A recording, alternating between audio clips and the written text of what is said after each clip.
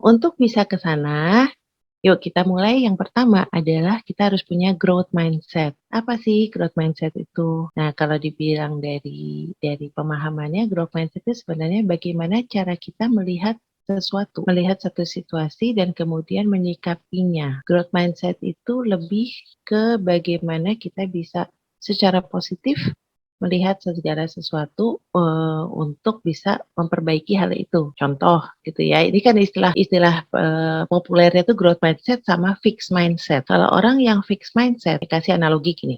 Ilustrasi dari orang punya growth mindset sama fixed mindset itu kayak gini. Kita suka ya diundang kawinan misalnya. Kan duduk tuh di kursi-kursi, terus kita ngambil makan dong.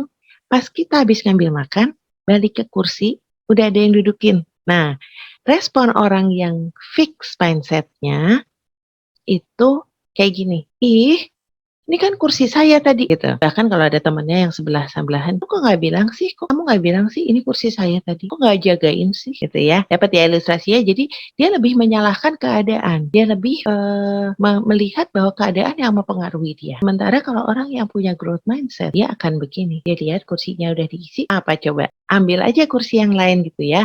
Karena poinnya adalah kita mau untuk duduk terus makan. Jadi di sini yang harus pertama yang perlu kita punya, nah itu tipikal yang growth mindset. Dia akan cari cara aja. Jadi dia tidak tergantung sama keadaan, tidak tergantung sama situasi. Tapi dia akan melihat satu situasi ini, oke, embrace, diterima situasinya dan cari cara. Gimana nih cara mengatasinya? Nggak akan sempurna, pasti paling tidak ada sesuatu yang dilakukan. Nah, ciri-ciri kalau yang growth mindset itu yang pertama, stop cari pembenaran dari orang lain. Kita jangan terpengaruh sama orang lain. Mau melakukan ini, aduh nggak enak. Saya kebetulan membantu juga di lingkungan sini itu membina Karang Taruna RT di rumah gitu ya. Dan salah satu pernah saya kumpulin anak-anak itu, mereka ngomongnya gini, Bu, saya tuh suka kalau di sekolah saya pengen jawab pertanyaan dari guru. Saya tahu jawabannya, cuman kok kayaknya mau ngangkat tangan nggak enak ya sama teman. Saya tanya kenapa? Takut dibilang cari muka, takut dibilang sok pinter, takut dibilang ini, takut dibilang itu. Saya balikin, niatmu apa? Ya karena saya tahu aja jawabannya. Saya pengen tahu jawaban saya benar apa tidak. Apa yang saya baca itu benar apa enggak. Ya udah,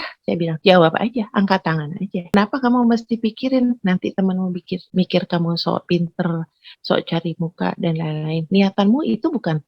Ya sudah, jalanin aja. Karena gini teman-teman, kalau kita mau ngelangkah, mau melakukan sesuatu sibuk, mencari pembenaran dari orang lain, gak jalan-jalan, gak mulai-mulai, gak maju. Deh, ya. Jadi stop cari pembenaran dari orang lain. Kita ya kita, tapi balikin ke niat gitu ya. Kadang-kadang yang kita cari pembenaran juga bahkan gini. Sering juga saya ketemu nih, cari teman.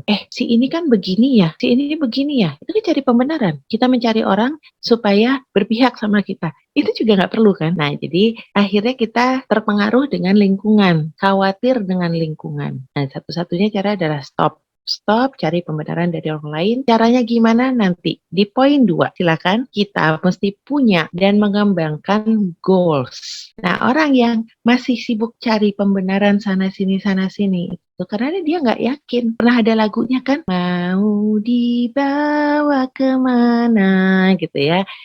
Ya, jadi kayak gitu pun sampai dibikin lagunya semua itu perlu ada tujuan. Hubungan aja kalau nggak ada tujuannya males. Ini mau dibawa kemana sih? Ini begini-begini aja sih gitu ya. Nah, jadi kita perlu punya dan memiliki semacam tujuan. Nah, caranya gimana? Oke,